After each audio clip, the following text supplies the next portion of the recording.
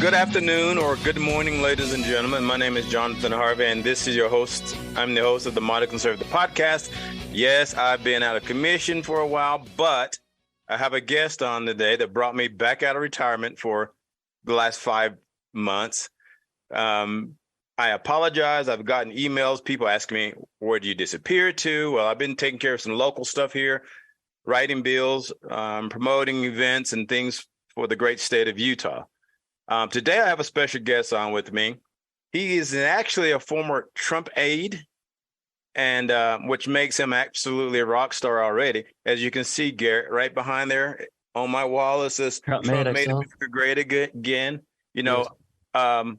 The only true president that I know of that did what he said he was going to do.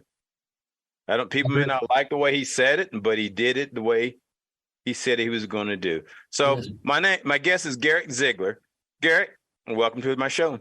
Thank you very much for having me. Appreciate your patience too. So tell me, how was it working for Donald Trump? Well, it was a fulfillment of a dream. He, as you said, is uncouth. He makes people mad because we have been wussified as a society. But he's like your grandpa in that he speaks the truth boldly, but it may not be, it's tough love. Some people need tough love. A lot of people need tough love.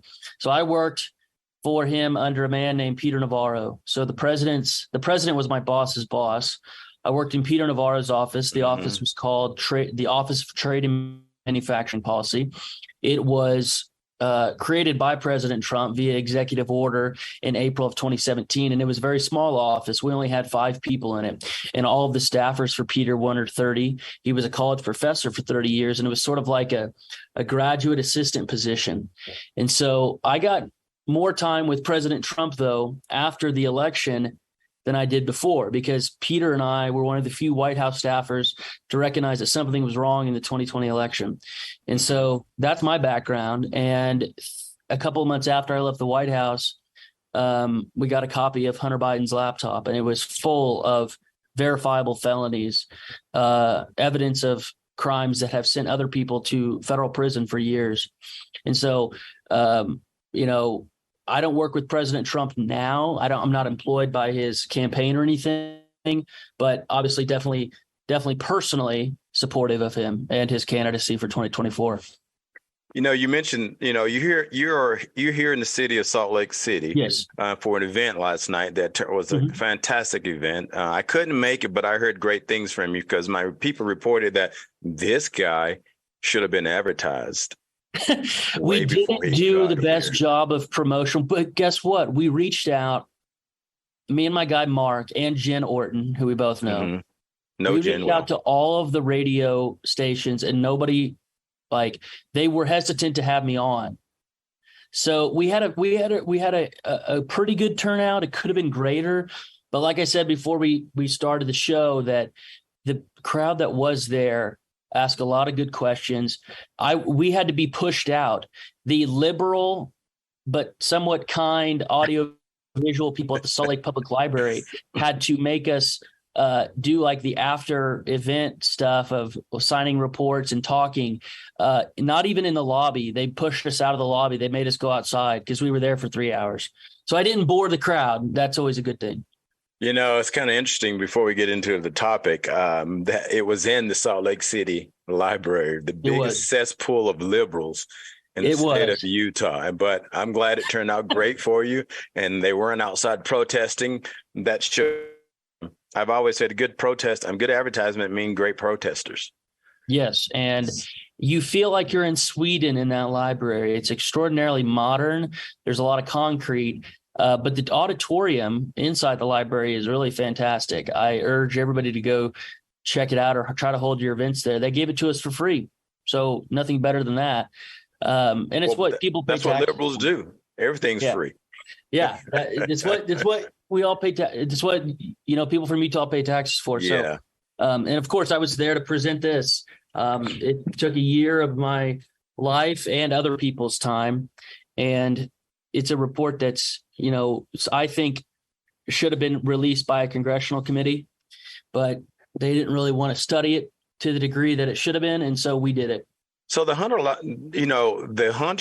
laptop was something that it didn't exist for a while. It was a conspiracy theory. It was something that was thrown out there by Donald Trump and his people and others. So tell me something about the Hunter laptop.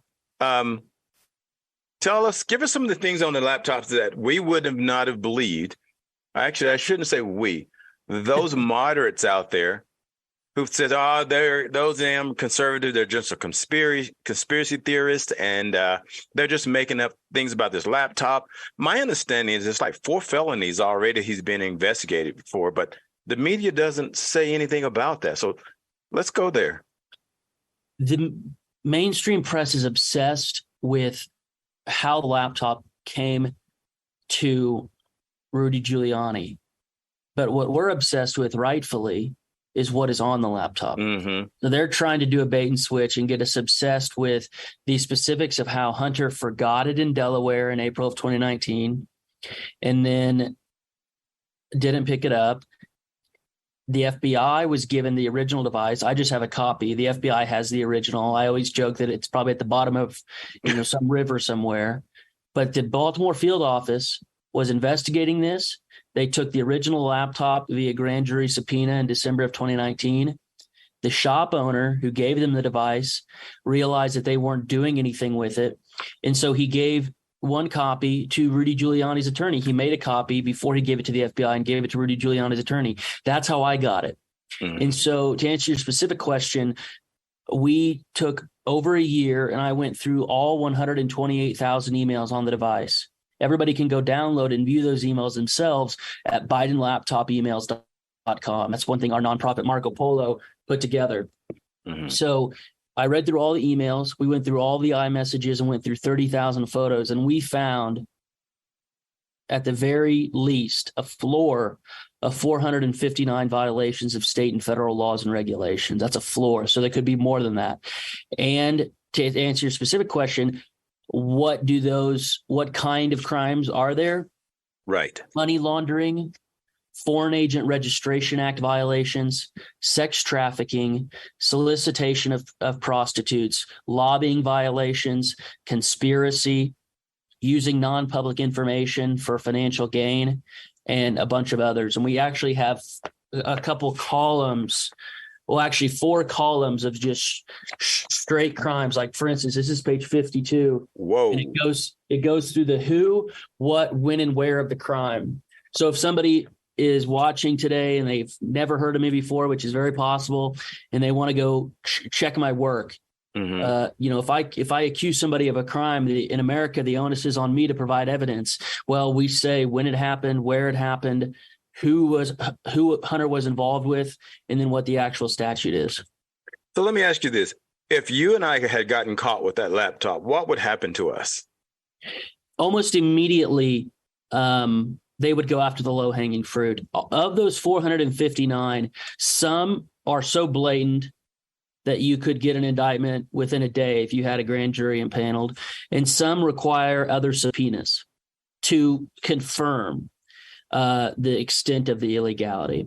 So to anybody who's a non-princeling, i.e. your daddy's not the president, they would obviously be indicted. And we don't have to speculate about that. On the floor of the Senate, there is a video that has recently resurfaced of Joe Biden bragging about instituting mandatory minimums for drug offenses. His son committed the very same drug offenses that his dad mandated other people go to prison for at least 5 years mm-hmm. for crack cocaine. Mm-hmm. So in the this isn't even hypothetical. Joe instituted laws that his own family didn't follow, and they didn't suffer the consequences for it. Consequences that he himself set up and passed through the U.S. Senate. It's hypocrisy. There's not an English word to describe this. It's even greater than hypocrisy. It's absolute tyranny.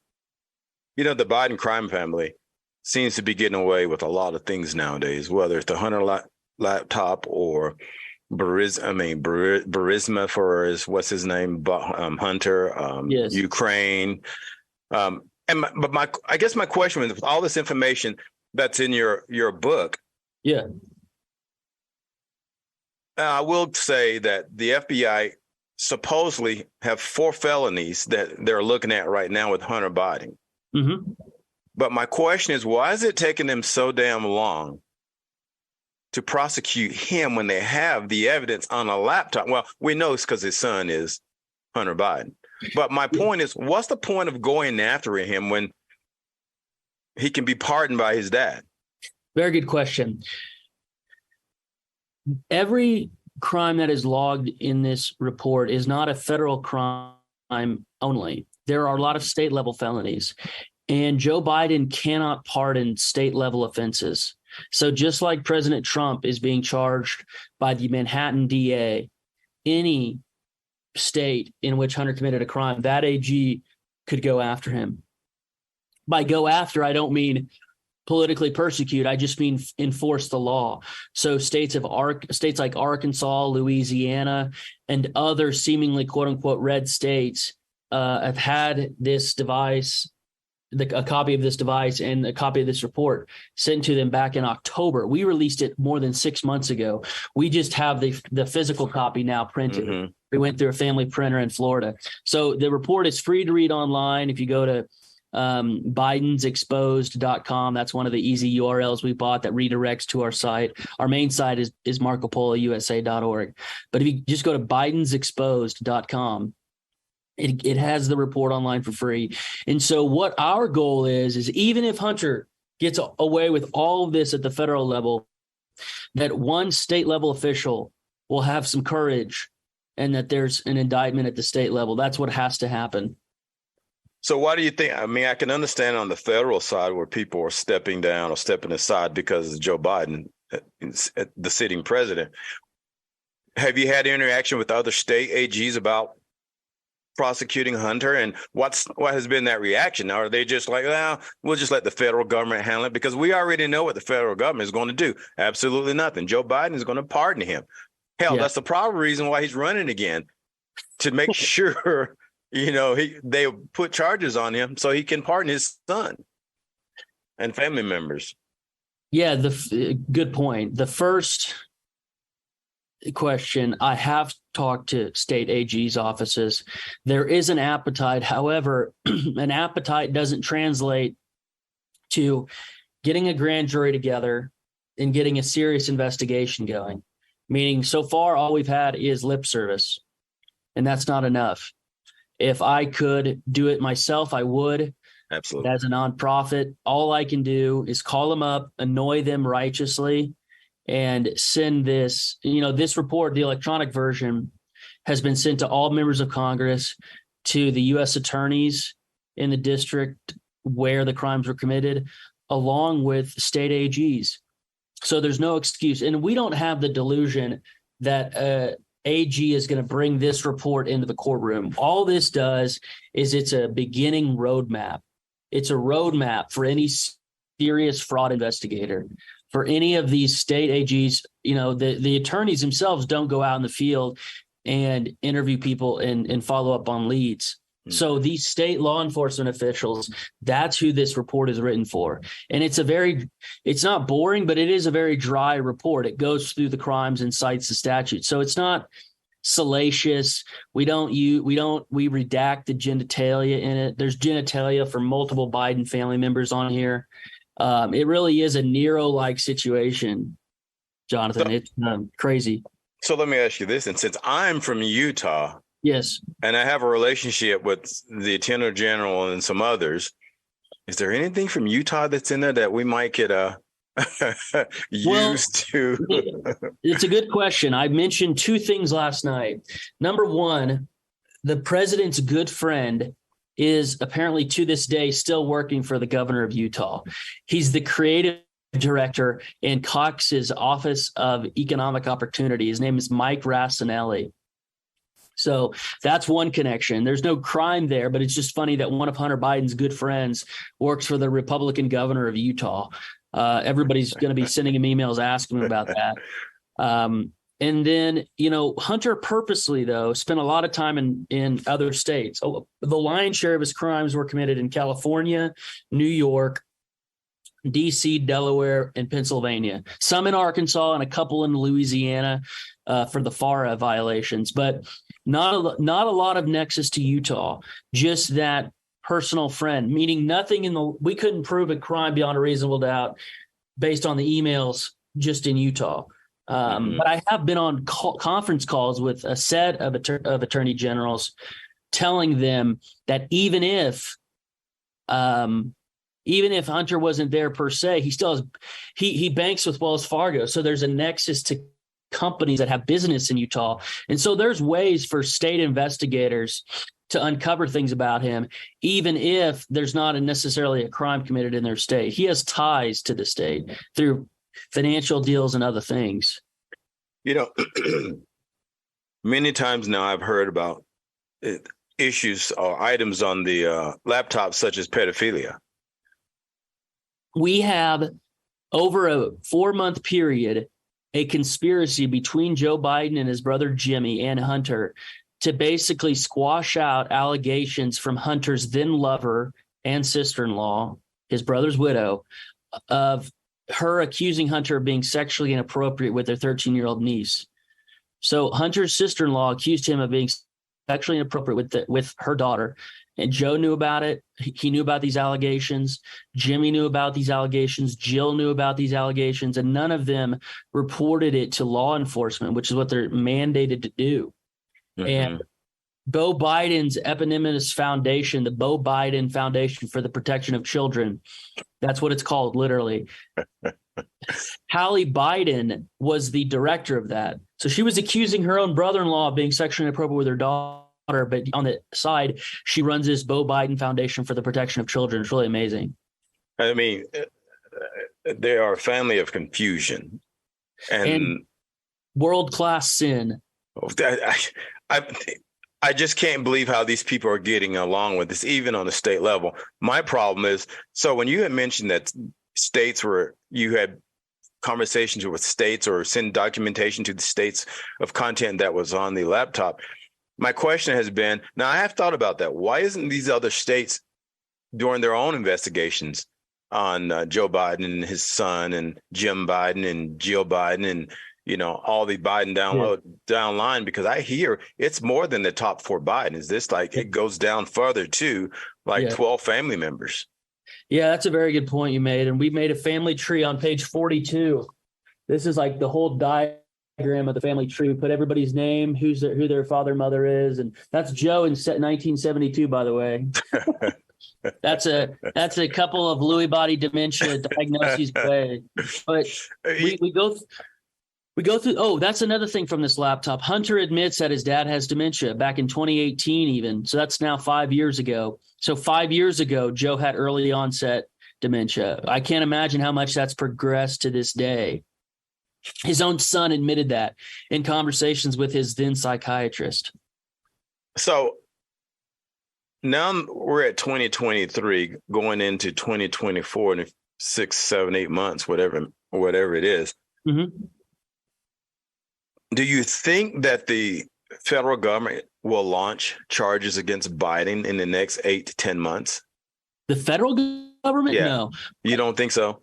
No, I think that the U.S. Attorney's Office in Delaware, who is investigating Hunter, has been investigating him since 2018.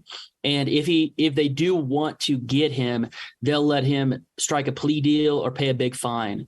And then they'll wave the wand, or they'll wave the flag saying nobody's against the law, nobody's against the law. When in fact it's the biggest limited hangout ever. They will have given Hunter a plea deal and let him walk while ignoring all the other things that implicate Joe, because our non is not interested in Hunter Biden. We're interested in Joe Biden. Hunter is just the bag man for Joe. So if they let Hunter off with a plea deal, what it'll do is not go to trial, obviously, and it'll prohibit the evidence surrounding Joe from being in the public domain and being in the court filings, which is what they really fear. They don't want to go to trial because they don't want Joe implicated. What do I mean by implicated? Well, our report goes into this. Joe knew full well what his son was doing in all these countries, and there is evidence that Joe committed tax fraud and other crimes because Hunter admitted to being forced to give Joe half of his salary for 30 years. So what does that mean? That means the tax returns that Joe Biden filed with the U.S. Senate were false. He was getting extra money on the side from his son, probably underneath the table in cash. And we have other proof that Joe was getting his house payments and other payments capitalized by Hunter and Hunter's business partner. So I think their strategy, the federal government, by the way, the U.S. attorney that I alluded to, Jonathan, in Delaware is a Trump appointed guy, but he's terrible. So they're going to let Hunter get penalized and held accountable so long as it doesn't implicate the big guy. And that's why we wrote this report. We don't have any expectation that Joe is going to get held accountable legally. We wanted this report to be out there for historical reasons to where they can't just censor this completely. They're not going to be able to burn every single one of these physical reports like they prohibited the link from the New York Post story going out in October of 2020. So, there's this thing called double jeopardy, and that's in the same jurisdiction. But states and federal is two different jurisdictions. So here's my thoughts. My thought is this, that they're going to put Hunter, they're going to indict Hunter eventually. And then they're going to come to Joe and say, Joe, you're not running a second term. We'll give him a sweetheart deal, or you can pardon him.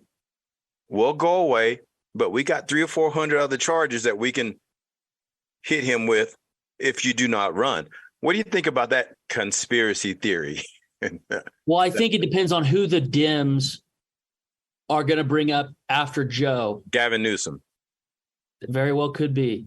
So, yeah, Joe is their perfect candidate, right? He's completely controlled. He's like a horse with a bit in its mouth because of Hunter. And by them, I mean the financiers controlling Joe, George Soros, and other people who control the purse strings. Joe is their perfect docile pet, so compromised that they can control his every move. But again, the pardon power is very absolute, and Joe could pardon Hunter for any crime. He could do a blanket pardon like Ford did with Nixon and pardon him for any crime against the United States that Hunter ever committed.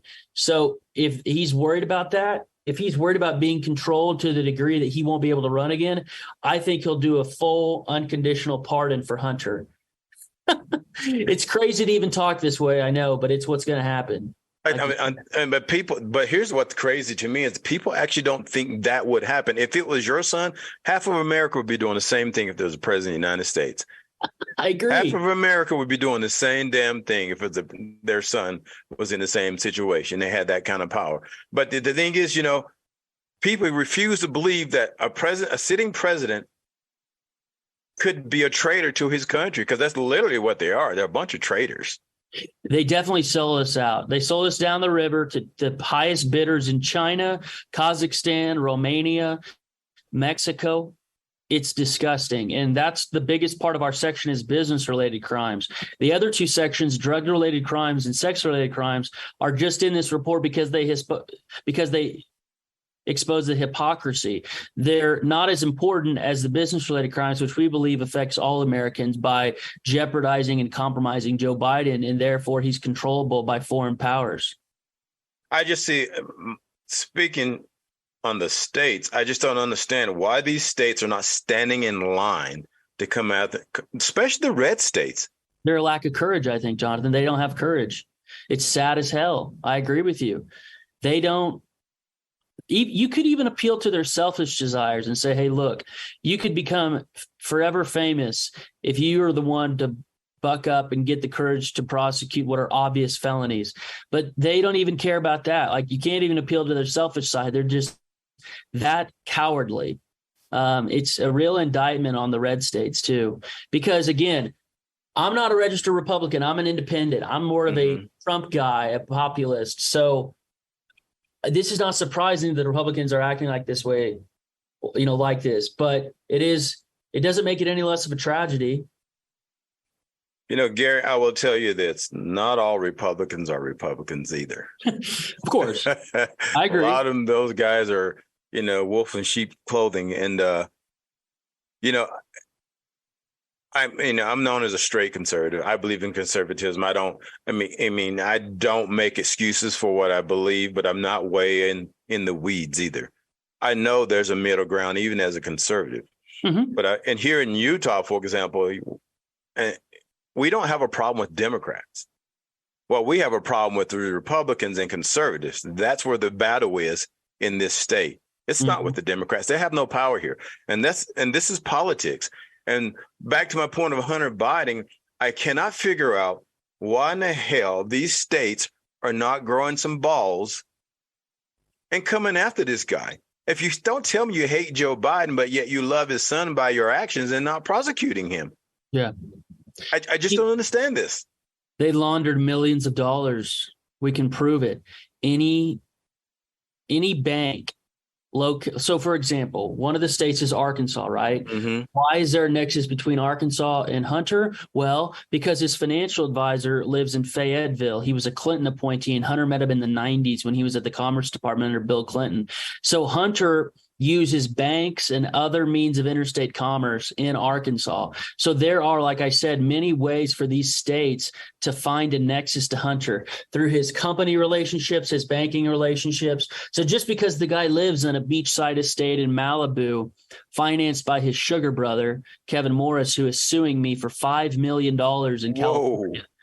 Kevin Morris. You?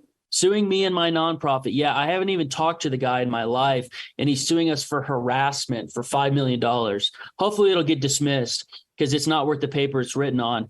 But what I'm trying to say is, even if Hunter is out there chilling in Malibu getting financed by this guy, there is still a way to find a nexus to him in these states. So let me ask you this question. Hunter seems to have raised a lot of money from his lobbying. Does he have a high net worth? No, because he gave it. A part of it goes to his family. He's admitted that. So he's the bag man for everybody else. And then part of it is he blew it on blow and hookers.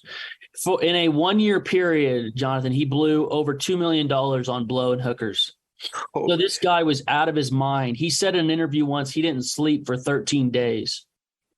Wow. So all that Chinese cash, he doesn't have access to it anymore. That got totally blown through. Joe bought a beach house. And so what I'm trying to say is the family, once they get money, they don't save it. They buy luxury cars. Hunter had a Porsche for a while. So I was watching. So I like to look at net worths of politicians. And I was looking at Joe Biden. His actual net worth was less than Nancy Pelosi. As of which date? That was about a year ago. Yeah. He made probably like 15 million per year between the vice presidency and now as the president. So it's in the multi-millions, but yes, Nancy, Queen Mobstress, Nancy D'Alessandro from Baltimore definitely has the stock game beat on Joe. Because it takes a high IQ to be that corrupt. So Joe is very corrupt, but he just doesn't have the mobstress qualities that Nancy Pelosi has and her stock picking abilities. Along with some so-called conservatives as well. Very, very true. Peter Schweizer wrote this great book called Throw Them All Out about violations of the Stock Act. It was like back in 2011. And I worked with him on this report. He was very helpful to us. And he wrote another book called Red Handed that went into this. So you're right. I think that stock owning should, if not illegal, you should be restricted on which, meaning that I'm not sure you should be able to day trade if you're in Congress. It's not like you shouldn't be able to hold investments, but they're trading like by the day based on new legislation that's going to come forward. It's so corrupt. And it's kind of like, not to get too far off the subject, but, when Trump became president, what's the actual word they use? That he had to put all his stuff in trust and his sons ran everything because he couldn't profit from the position. But yet legislators who write the laws are doing that. He doesn't write the laws. So these legislators know what's coming down the pike. They do. And so I just don't understand. Well, I do understand it's about greed. He can't make $1. but they can make millions and millions and millions of dollars. As a matter of fact, there's a congressman right now that I'm having an issue with when he ran for office. Huh? Who? I'll write his name down. Well, let me put it this way. I'll leave it out right now. I have to leave this one out because I'm working on something. Okay. But he went in office, had a net worth about $230,000. Now it's over $35 million in 3 years. Wow. You can look it up. What a mess. Look it up. And so these guys, I'm so sick and tired of, like, for example, the laptop. What we should be hearing is Hunter Biden, his ass is in jail. His ass is going to prison. And in order to get out of it, his daddy's going to have to pardon him. But the thing is, even though he's going to pardon him, he still needs to be locked up. At the state level, that's what, let's put it this way, Jonathan, that's what justice would require. If we're not saying that Joe doesn't have the constitutional power, it's constitutional for him to pardon Hunter, but only at the federal level. All those money laundering offenses, those are all state level offenses. What Donald Trump got charged with, falsifying business records in the state of New York, Hunter did so much more at the state level. Right. But the thing is, this is what pisses me off with these states. They know they have the jurisdiction on some of these charges because it happened in their state. But they're relying on the federal to take care of this, and they know it's not going to happen because his dad has the absolute power when it comes to pardon this boy. He's not a man; he's a boy.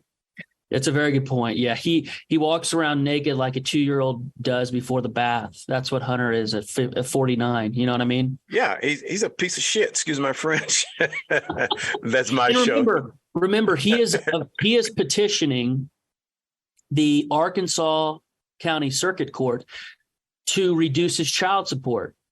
And I can't reveal anything about the case, obviously, but I have been approached as an expert witness in that case because I have a very good idea of where Hunter could be, storing assets. And we talked about this in the dossier. So think about that. There's been very few mainstream press articles. They don't even talk about the fact that the president's son's trying to be a deadbeat dad and not pay for his own progeny. Well, I mean, even the feds know where he's at. I mean, where his money's at. They have to. They know where his funds are. But because of who daddy is, they will not do anything. Yeah. I'm just telling you right now, if things don't change on the federal level, can you imagine 4 more years of this guy in office? I don't know if we can take it. And I don't know if the world, Lord knows what's going to happen with Ukraine and Russia. What's your thought on Ukraine? I think Ukraine is a money laundering haven of the world. Amen. Even until a couple of years ago, liberal NGOs admitted that it was one of, if not the most corrupt nation on earth. So the idea that all of this cash and military aid is going into the right hands is ludicrous. We're just pumping the stock price of Raytheon at this point. It's sad. Isn't it? And Raytheon and Halliburton. Yes. So here's what's interesting. We've known for a long time, that Ukraine was one of the most racist countries on the planet. Yes. And tons of money is laundered through Ukraine. But what a coincidence we're having a war there as well. Yeah. And we're sending money there. Total rat's nest with Privat Bank and the Azov battalion. Yeah, but that's the CIA's. The CIA had a role in the overthrow of Yanukovych in 2014, and they've been there ever since. Victoria Nuland is a name that is referenced in the Biden laptop a couple of times. We don't have correspondence with her directly, but she's referenced in other emails by other people. She's at the center of this, and Joey put her in for a very deliberate reason. They rise to the top in that world, not through merit, but by being willing to do dirty things. And that woman has blood on her hands. And she was the one who was forced to admit under oath that we have biological laboratories there. And Hunter, as you know, owns a portion of Metabiota through a company called Pilot Growth Equity. And so the son of the president of the United States has an ownership share in a company that operates biological labs in Ukraine. So that's funny that you mentioned that, because I heard some conspiracy theory. I'll put it at that. That they're intentionally trying to destroy these labs. Is that true? I have no evidence of that, but it wouldn't surprise me because they have a vested interest in the Russians not gaining control of them. Why they're still there is a mystery to begin with. Why these weren't just utterly destroyed after the Soviets collapsed, why they had to keep them alive, so to speak, is, Richard Lugar and Obama went on a trip in like 2006 about this to Ukraine. There was like this big newsletter about it. My friend Kennecoa found it in the bowels of the internet. You have like this picture of Obama and Dick Lugar from Indiana going over there. So why do I bring that up? I bring that up to say that for over a decade now, for almost 2 decades, there's been an interest in these biological laboratories on the part of the American deep state apparatus, which includes Republican politicians. And we don't know exactly why they're so obsessed with it, but we know that they are. This Ukraine war, it surprises me. Everything that's gone on lately that's corrupt has something to do with Ukraine in one way or the other. I mean, Russia is supposed to be the number 2 superpower, if not 3 superpower, but yet they're having a war with Ukraine almost a year now, and they cannot win this war. But we keep dumping money into this country. Here's what's interesting. Okay, if you're sending weapons and armament, okay, but all the money that's going in over there, you're not rebuilding Ukraine right now because Russia's blowing the hell out of it. Yes. So you're not building new structures. What are you really doing with the money? If you're getting weapons from us for free in Poland and Germany, what are you doing with all this cash? How much of this cash is coming back and basically doing a Burisma? It's just going to Ukraine, making a U-turn, coming back to these foundations in the United States that these politicians own. And but it's the biggest crock of crap. What's that? I said it's a good point. It's just a laundering machine. It makes no sense to keep sending all this money over there because they're not rebuilding Ukraine right now. Look, if the war is over and they were rebuilding Ukraine, maybe that would be something that you can, they're rebuilding. But they're not doing that right now. Russia is bombing the crap out of them. But yeah, what's surprising to me, though, Garrett, is why is this war still going on and Russia's supposed to be such a superpower? Why is it still going on? Is it that much money that they need to funnel and they need that much time to funnel all this money? Yeah, I think that Russia can afford to keep the low latency war going, and American politicians can afford to keep laundering their own money back to them. Because it's essentially, like you said, it's American taxpayer money. That's one of the key points that's expounded upon in this dossier with Privat Bank. So Joe Biden, as we all know, threatened to withhold a $1 billion loan guarantee from the IMF. So that money, because the IMF is funded in large part by the United States, that money went from U.S. taxpayers to the IMF to Privat Bank. And Privat Bank was one of the banks that capitalized and banked with Burisma. So like you said, the money went from one side of the globe to the other, right back into the Biden pocket. It's absolutely proven by bank records. This is not conjecture on my part. We have the literal bank records that say Privat Bank was used to wire Hunter and Devin Archer $83,000 apiece per month. When Tucker had the interview with Bobulinski. Yes, he's helped us with this. Oh, did he? Yeah, Bobulinski. I talked to Bobulinski on the phone for several hours, multiple times about this report, and he provided documentation. It's very helpful. But, when you have witnesses, but people who actually were participating in what's going on, but yet they're dismissed as conspiracy theorists, or they have a vendetta against Hunter or Joe Biden, or blah, blah, blah, and so forth and so on. It just angers me that the FBI, the CIA, whoever's invested in the Department of Justice still are doing absolutely nothing but blowing smoke up the American public's butt. And I'm so sick and tired of hearing about the Hunter Biden laptop. Now I want to hear his ass is in jail. That's what I want to hear. The only thing that I can do is go talk about our dossier. And like you said, just pound the pavement. I've been traveling across the country. On Saturday, I'm going to Maine. I speak at noon in Ellsworth at Constitution Hall. And so I'm going to go around the country. And that's why I'm appreciative of being on programs like this, so I can talk about our work exposing this, because again, there's not been one correction submitted, and it's a 644-page document. So if the left could debunk it, you can be sure that they would, but they haven't been able to. So they just ignored it. I mean, there's tangible evidence. Yeah. They can't debunk. Well, they can try. Evidence that's tangible, such as the laptop, and many people have seen a lot of the stuff that's on the laptop, and you can't call them all liars. Yeah, the photos. Look at all these file types: emails, iMessages, photos, PDFs, PowerPoint slides, Excel documents. And where can they see these documents again? Yeah, so everybody can go on BidenLaptopEmails.com and view all 128,000 or download them. And then if you want to read our report for free, you just go to MarcoPoloUSA.org and it's right there. Or we have a lot of shortened links that take you to the page. So like BidenCrimes.info, BidenCrimes.com. Those are shorter links to the actual report, and you can go keyword search it today. So before we go, tell us about Marco Polo Foundation. Tell us a little bit about it and what you guys do there.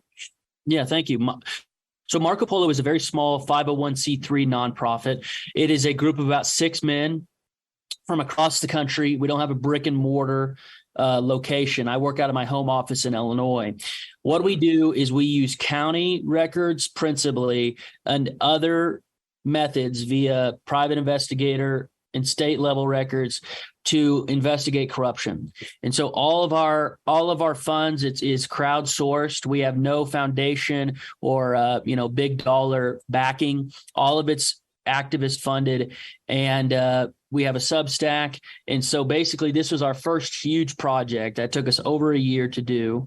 And what we do every day is dig through the sludge of the internet. I tell my mom and dad that I grew up and I'm in the excavation business. That's essentially what I'm in now. I'd say that with sort of a grin, is that we're basically plumbers of a different variety, and we scrape the Biden feces off the national shoe. That's sort of a very, very graphic way to put it. So what I'm going to be doing in the next, couple of months beyond going across the country, I'm meeting with Congress tomorrow. Before I go to Maine, I'm stopping in D.C., meeting with congressional leadership there to try to get, because what's going to happen, like you said, we don't need criminal referrals sent to the federal DOJ because they're going to be thrown in the trash. Right. What I've been trying to convince them of is send criminal referrals to state AGs. So this oversight committee and the Jim Jordan, who I'll be meeting with, they need to send criminal referrals to state AGs and put it in the state's hands. And a lot of them don't get it because the congressmen aren't the sharpest. Some of them aren't the sharpest tools in the shed, but a few of them do. And so I'm just sort of going around preaching this gospel, lowercase g. Have you gotten much resistance from the Republican Party? Oh, absolutely. There was a host here in Salt Lake City even that won't have me on. Fox Nation was going to have me on season 3 of Who is Hunter Biden, and they rescinded their invitation. So there's a ton of conservative resistance to us because, Jonathan, the content of this device is just out of this world. Oh, it's massive. I mean, it's crazy. The President of the United States' son still has pornography accounts to this day. They're still active that anybody can go look at. And he was an amateur porn star. That's his own words. Well, he evidently went broke. Well, Garrett, I'd like to thank you for coming on the show. Thank you for having me. This has been fun. Dude, this is great. Where can people find this information again? MarcoPoloUSA.org, or just go to BidenCrimes.com.